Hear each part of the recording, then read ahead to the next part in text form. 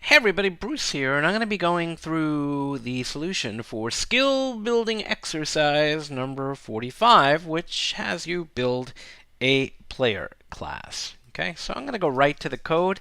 This is the same code that you have available to you in Canvas, and I highly suggest that you get typing away on this kind of stuff and don't simply download the code. So let's talk about this player class. It's supposed to support from 1 to a million players. Okay, 1 to a million players here. And let me just see if I actually, I don't do anything with the million stuff. Oh, yeah, I do, but we'll get to that.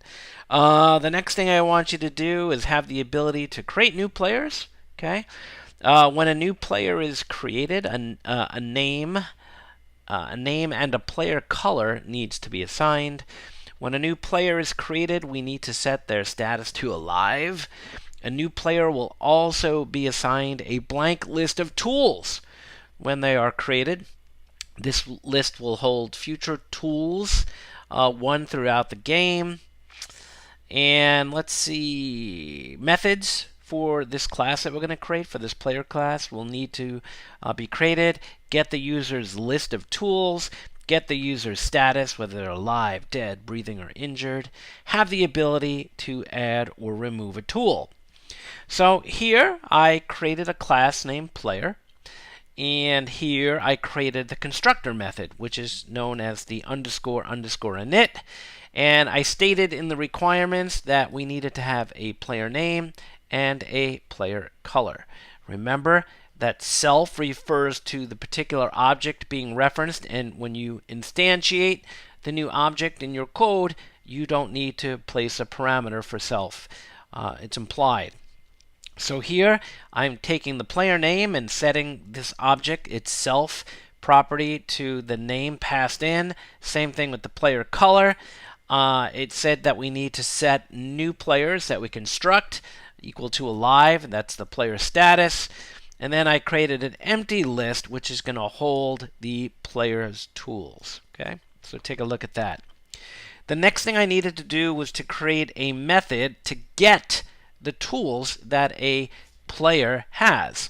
And that's where I simply said, hey self, take your player tools and return it to whatever called it. And we'll get to that shortly. Add tool. This had you pass in the name of a tool and had you take the player tools list, and I assigned it here to a variable, and then I said, hey, tools, append on the tool that the programmer wanted to have added. The remove tool had you take the tool, the remove tool method had you take a tool that is passed into the method and have you remove it from the list.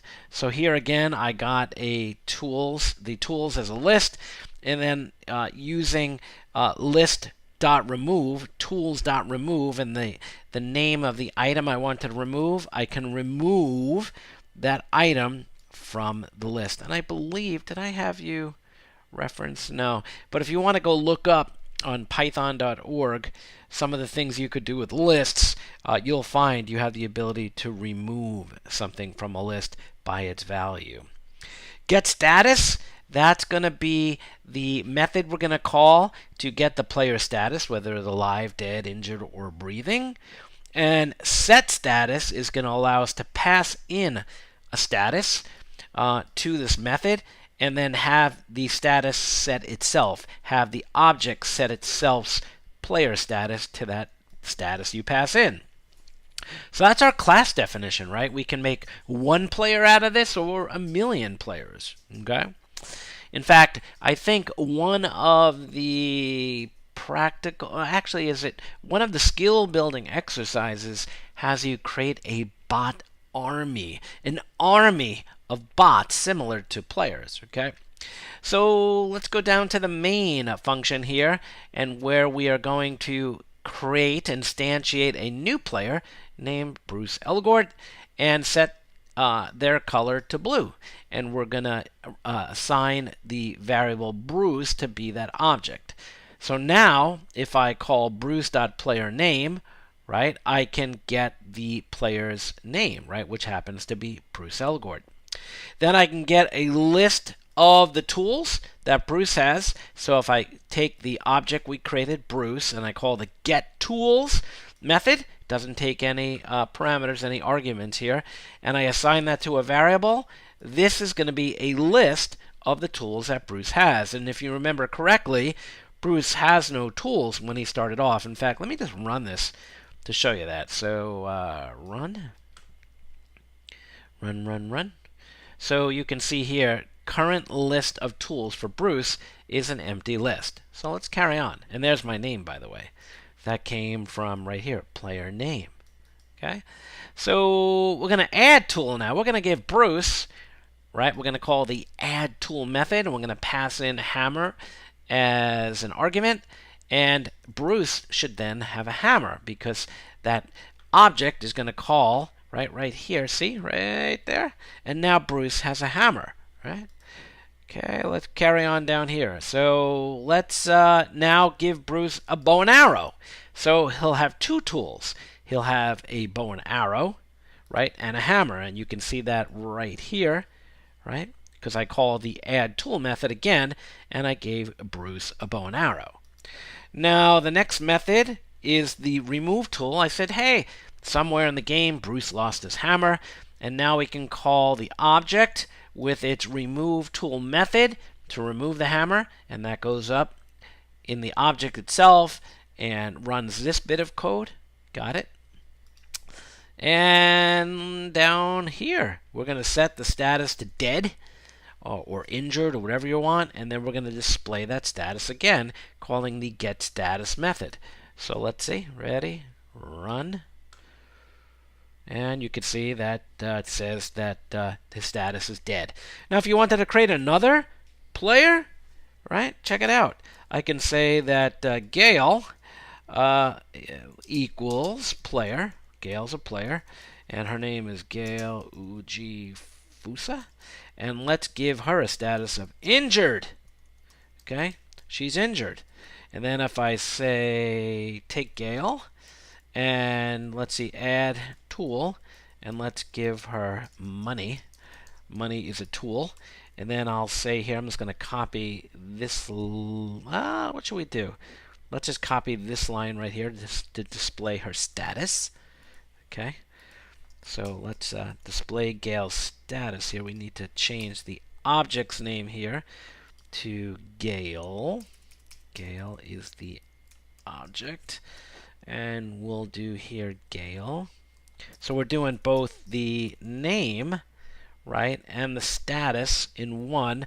But let's say after that we want to print out Gail dot, what do we want to do? How do we get the list of tools? Add tools, return get tools, remove tool, add tool, get tools. So we'll call the get tools method. So here we'll say Gail.get tools. It's a method, so we need to include the parentheses. So let's run the code and the last 2 or 3 things. Let's see. So the current status of Gail is alive. And here's the list of tools, right? Money. Got that? And if I wanted to just do one more, right, I can create another. I'll create Brandon equals a new player, and his name is Brandon V. Brando V. And his, oh, by the way, that was supposed to be colored, not the status here. So we'll make Brandon purple.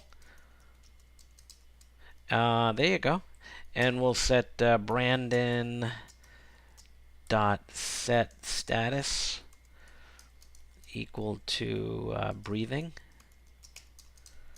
And then we'll print out Brandon dot get status. And that should show him breathing. Let's just do that first. Let's see. Ready? See, it says he's breathing.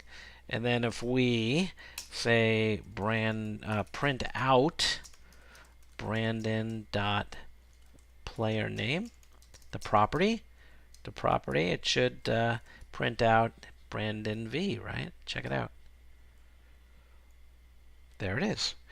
All right, so that's skill building exercise number 45. If you have any questions, you know where to find me.